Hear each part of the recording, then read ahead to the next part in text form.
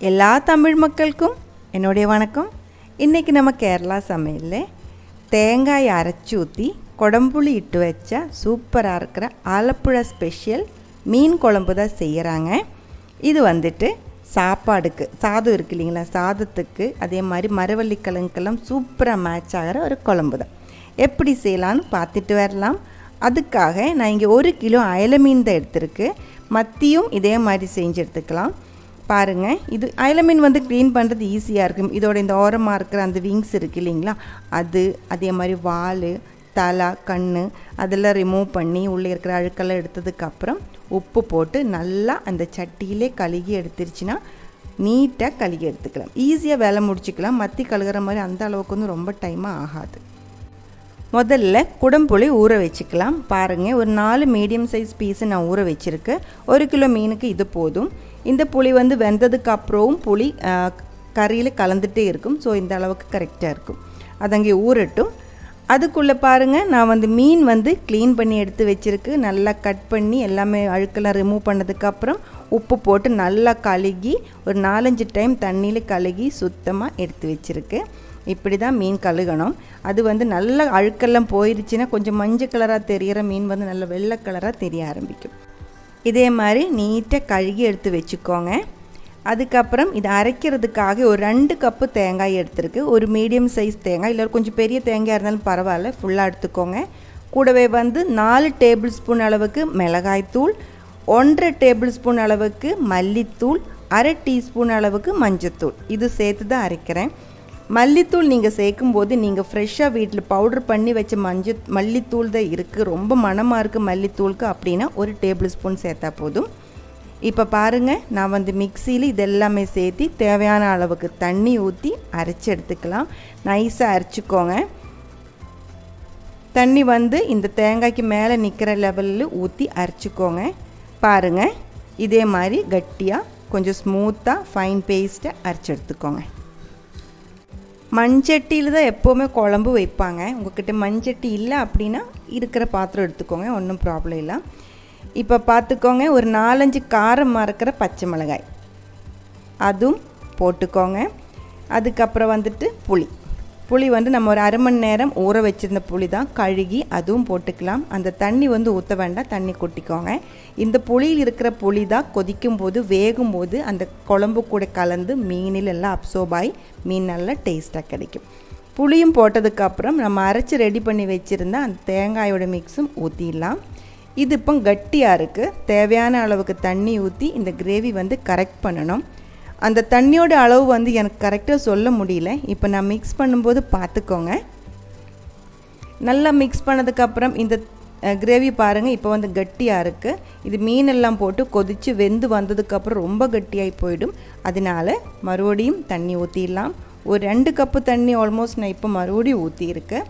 இப்போ ஒரு time mix பண்ணி பார்த்துக்கோங்க.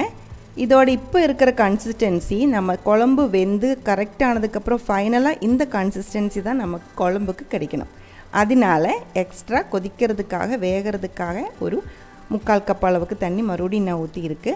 இது வந்து கரெக்டான அளவு கிடையாது. நீங்கள் வந்துட்டு ஊற்றும்போது பார்த்துட்டு ஊற்றிக்கோங்க. இப்போ நான் வந்துட்டு இந்த ஒரு கன்சிஸ்டன்சி ஃபைனலாக ரெடி பண்ணி எடுத்துருக்கு. இதை தான் நம்ம இப்போ கொதிக்க வைக்க போகிறேன். அதுக்கு முன்னாடி பாருங்கள், மீன் வந்து ஒரு மீடியம் சைஸ் மீனாக இருந்துச்சு, அதனால 2ஆக கட் பண்ணி எடுத்துருக்கு.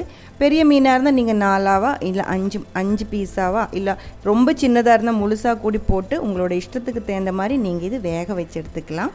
ரொம்ப பெருசாக இருந்தால் வேகிற டைம் வந்து சேஞ்ச் ஆகும். அது ஒரு டைம் பார்த்து பண்ணிக்கோங்க. இப்போ பாருங்கள், உப்பு நம்ம போடலை. 1/4 டேபிள் ஸ்பூன் அளவுக்கு உப்பு போட்டிருக்கு. உப்போட அளவு வந்து இப்போ செக் பண்ணால் தெரியாது. இது கொதிக்கும்போது அதுக்குள்ளே குழம்புக்குள்ளே புளி இறங்கும்.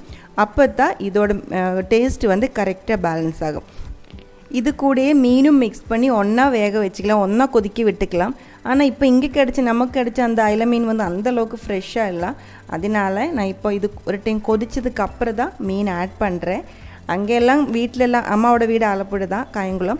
அங்கெல்லாம் செய்யும்போது இதெல்லாம் ஆட் பண்ணி அங்கே நல்லா ஃப்ரெஷ்ஷாக மீன் கிடைக்கும், உடனே பிடிச்சி உடனே கறி வைக்கிற மாதிரி.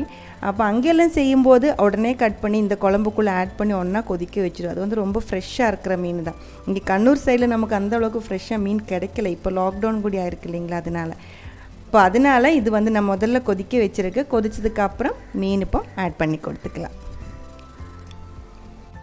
எல்லா மீனுமே ஆட் பண்ணதுக்கப்புறம் ஒரு டைம் நல்லா மிக்ஸ் பண்ணி இது வந்து கொதிக்க விட்டுக்கலாம்.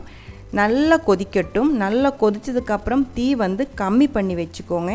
ஒரு 10 நிமிஷம் கண்டிப்பாக இது வேகணும். மீடியம் சைஸ் மீன் தான். வேகிற டைம் வந்துட்டு சேஞ்ச் ஆகும். எப்படி அப்படின்னா இதோட சைஸு பெருசாக இருந்தால் இன்னும் கொஞ்சம் டைம் ஆகும். அது ஒரு டைம் பார்த்துக்கோங்க. நல்லா கொதிச்சதுக்கப்புறம் இப்போ நான் இதில் ஆட் பண்ணி கொடுத்தது 1/2 டீஸ்பூன் அளவுக்கு வெந்தய பவுடர். இது வறுத்து பொடிச்சு நான் இங்கே பவுடர் பண்ணி ஒரு டப்பாக்குள்ளே போட்டு நான் இங்கே எடுத்து வச்சுருக்கு. உங்கள்கிட்ட இல்லை அப்படின்னா ஒரு 1/2 டீஸ்பூன் அளவுக்கு வெந்தயம் எடுத்து வறுத்து பொடிச்சு இதே மாதிரி ஆட் பண்ணிக்கோங்க. மீன் வேக ஆரம்பித்ததுக்கப்புறம் இதே மாதிரி மிக்ஸ் பண்ணும்போது ரொம்ப கேர்ஃபுல்லாக இருக்கணும். மீன் உடஞ்சி போயிடும். ஒரு ஸ்பூன் அதுக்குள்ளே போட்டு அந்த ஸ்பூன் போய் சட்டியில் டச் பண்ணதுக்கப்புறம் ஸ்பூன் மெதுவாக மூவ் பண்ணி தான் இது மிக்ஸ் பண்ணுவாங்க. மீனுக்குள்ளேயே போட்டு மீன் மட்டும் இதே மாதிரி எடுத்து மிக்ஸ் பண்ணிருச்சுன்னா உடஞ்சி போயிடும். அதுக்குள்ளே இருக்கிற எலும்பு தனியாக ஃப்ளெஷ்ஷு தனியாக அந்த மாதிரி போயிடும்.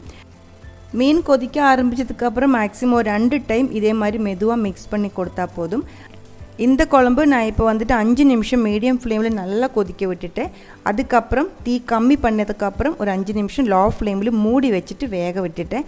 உப்பு புளிப்பு எல்லாம் செக் பண்ணிக்கோங்க. புளி அதிகமாக இருந்துச்சுன்னா நம்ம போட்ட புளி 1-2 பீஸு வெளியே எடுத்துக்கோங்க. அந்த மாதிரியும் செஞ்சுக்கலாம். மேலே பாருங்கள் ஆயில் மாதிரி தெரியுது இல்லைங்களா? தேங்காய் எண்ணெய் எதுவுமே நம்ம இதில் ஊற்றலை.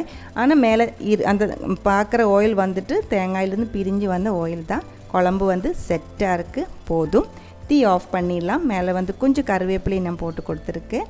நான் வெஜிடேரியன்ஸுக்கு ரொம்ப சூப்பராக பிடிக்கிற ஒரு குழம்பு தான் இது. கண்டிப்பாக ட்ரை பண்ணி பாருங்கள். ட்ரை பண்ணி பார்த்ததுக்கப்புறம் உங்கள் கமெண்ட்ஸ் எல்லாம் சொல்லிடுங்க.